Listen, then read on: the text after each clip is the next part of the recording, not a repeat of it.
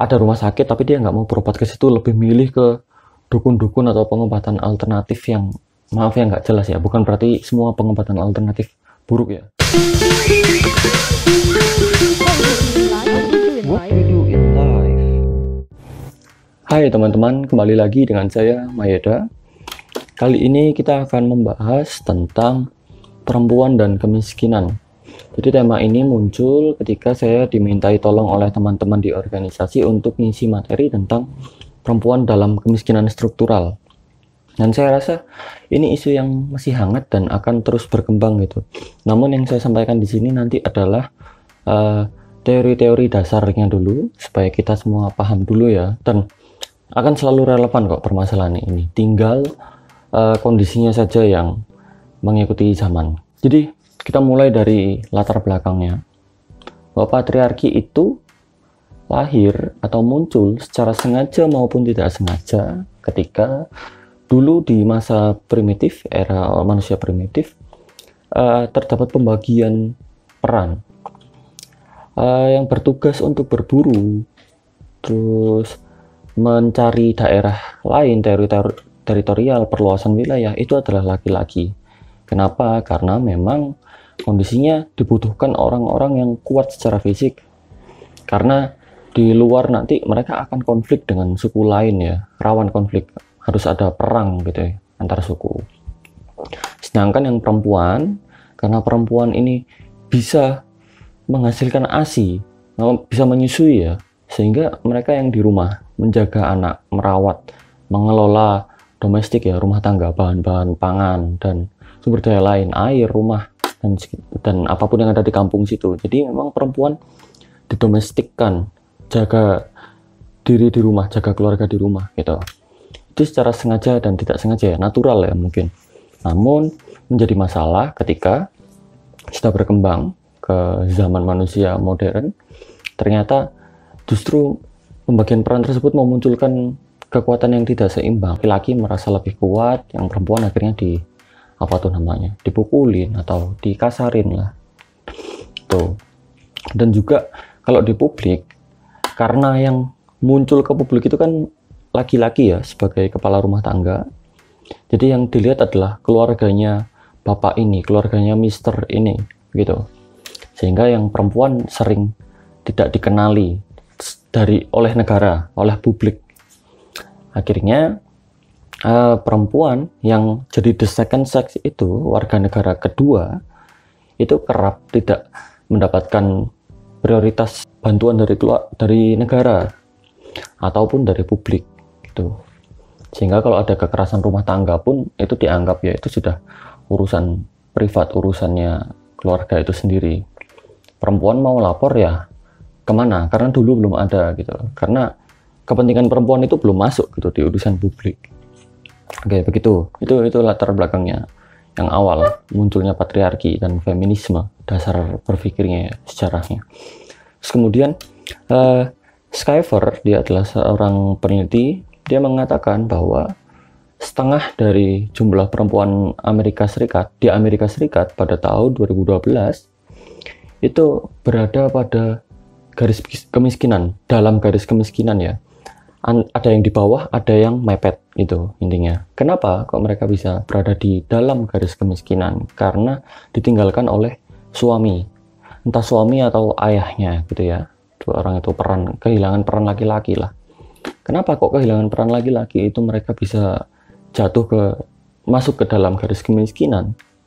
Karena kehilangan kemampuan itu tadi ya, karena mereka the second sex, mereka kehilangan akses publik, bukan kehilangan. Karena dari awal mereka nggak punya akses itu, sehingga gagap akhirnya kalau ketika ditinggalkan yang laki-laki ya. Biasanya bantuan sosial masuk atas nama laki-laki, sekarang nggak ada. Karena yang laki-lakinya sudah meninggal, gitu ya misalnya. Terus habis itu, yang laki-lakinya yang biasanya bekerja, tapi tiba-tiba cacat, ada masalah ya dengan fisik, nggak bisa kerja lagi, nggak produktif lagi, atau mungkin meninggal, atau mungkin tiba-tiba minggat yang laki-lakinya. Ya, tiba-tiba yang perempuan gagap. Kok tiba-tiba hilang, jadi kehilangan salah satu fungsi. Itu akhirnya yang membuat banyak perempuan Amerika Serikat di tahun 2012-an itu jatuh masuk ke dalam garis kemiskinan. Mungkin awalnya doang, banyak juga yang bisa bangkit ya. Tapi awalnya itu sumber masalah karena ditinggalkan laki-laki di Amerika Serikat ya kondisinya. Mungkin di Indonesia juga terjadi di beberapa daerah, entah kota besar atau yang kota-kota yang kecil. Tuh, berangkat dari situlah dulu, ini udah lama ya, jadi hak suara perempuan itu baru ada di tahun 1869 di Wyoming. Terus di Amerika Serikat sendiri itu baru pada tahun 1920. Nah, titik itulah yang akhirnya membuat ditiru oleh negara-negara lain. Ya, karena perempuan butuh untuk tersampaikan aspirasinya. Kebutuhannya perlu diperhatikan lagi oleh negara. Sebagai warga negara ya perempuan ini jadi mulai diakui. Dan 1920-an sampai tahun 2021 ini berapa tahun sih? 100 tahun ya, 100 tahunan gitu. Itu adalah waktu yang masih pendek bagi manusia untuk dapat mengubah sistem budaya. Sehingga ini perjuangannya masih berjalan terus gitu, 100 tahun. Oke. Itu tadi latar belakangnya ya. Terus masuk ke definisi kemiskinan struktural. Ini kita ngomong kemiskinan strukturalnya aja ya. Kalau jenis-jenis kemiskinan lain kan masih banyak ya, kultural, terus habis itu ada yang relatif, dan masih banyak lagi tipologinya. Tapi kita ambil yang struktural. Saya ambil definisi dari Suryono Sukanto yang mengatakan bahwa kondisi kemiskinan struktural adalah yang disebabkan oleh rendahnya akses sumber daya kesejahteraan seperti kesehatan ya, sumber daya kesehatan, terus sekolah, pendidikan ya berarti ya, dan juga ekonomi. Jadi sebetulnya apa sih yang membedakan kemiskinan struktural dengan kemiskinan kultural itu? Simpelnya begini, yang paling simpel ya, mau berobat nggak ada biaya, nggak ada fasilitas, jauh dari puskesmas atau rumah sakit. Terus mau sekolah sama, nggak ada biaya, nggak ada sekolahnya. Akses ke sekolah itu nggak ada aksesnya, nggak ada jalannya, harus nyebrang sungai. Terus habis itu apalagi ya, mau buka usaha tapi nggak ada pinjaman dana, padahal negara itu kan bisa ya meminjamkan dana melalui bank, dilewatkan bank gitu ya. Nah, itulah cara termudah kita melihat kemiskinan struktural. Dia mau mengakses hak-hak dasar itu nggak bisa, nggak punya kemampuan, padahal itu sudah dijamin oleh negara. Itu yang simpel, yang paling gampang ya untuk dipahami. Kalau kultural itu banyak, ada sekolah, ada rumah sakit, ada lain-lain, tapi mereka memang nggak mau gitu ya, memang nggak mau sekolah tinggi karena memang males atau pokoknya kerja aja gitu. Ada rumah sakit tapi dia nggak mau berobat ke situ, lebih milih ke dukun-dukun atau pengobatan alternatif yang maaf ya nggak jelas ya, bukan berarti semua pengobatan alternatif buruk ya, tapi mereka milih yang aneh-aneh, padahal ada yang jelas. Itu kan kultural ya, masalah kultural gitu, kebiasaan mereka. Oke, itu ya cara bisa dipahami untuk kemiskinan struktural ini.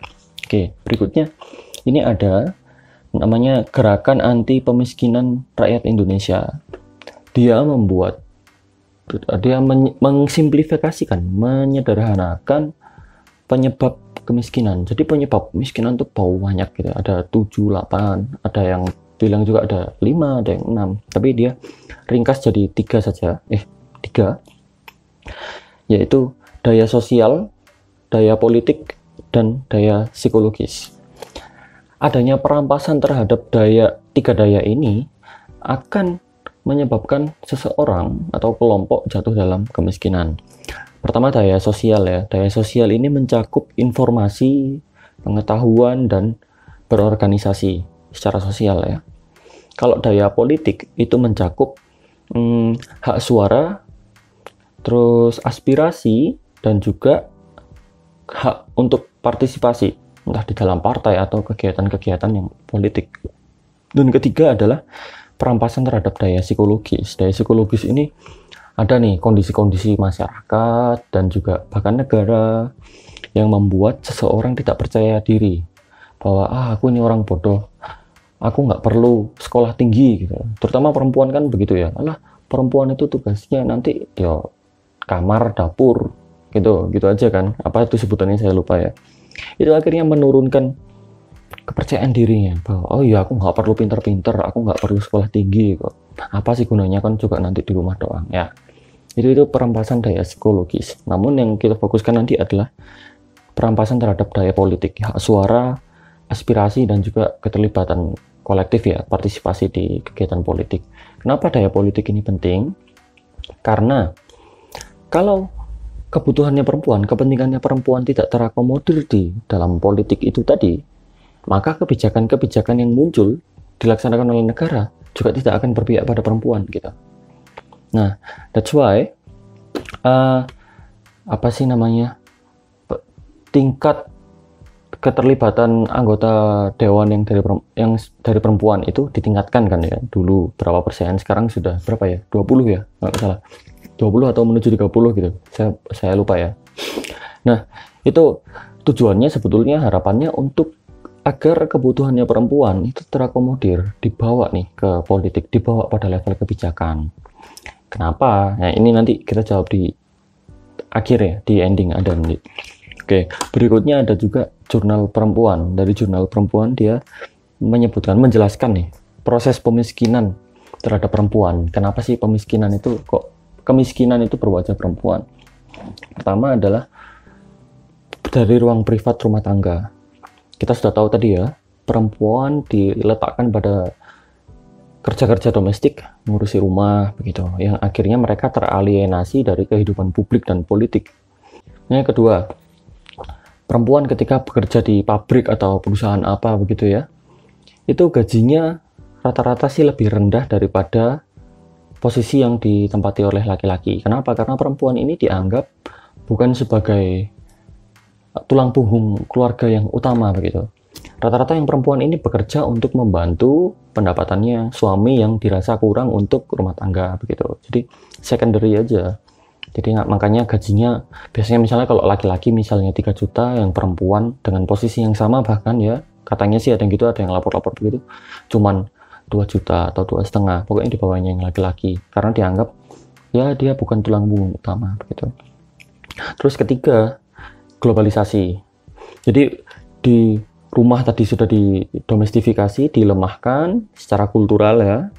Kedua, ini di tempat kerja itu juga ada pembedaan yang tidak adil ya, padahal dengan posisi yang sama. Dan ketiga, semua hal ini tadi didukung oleh demand-nya global.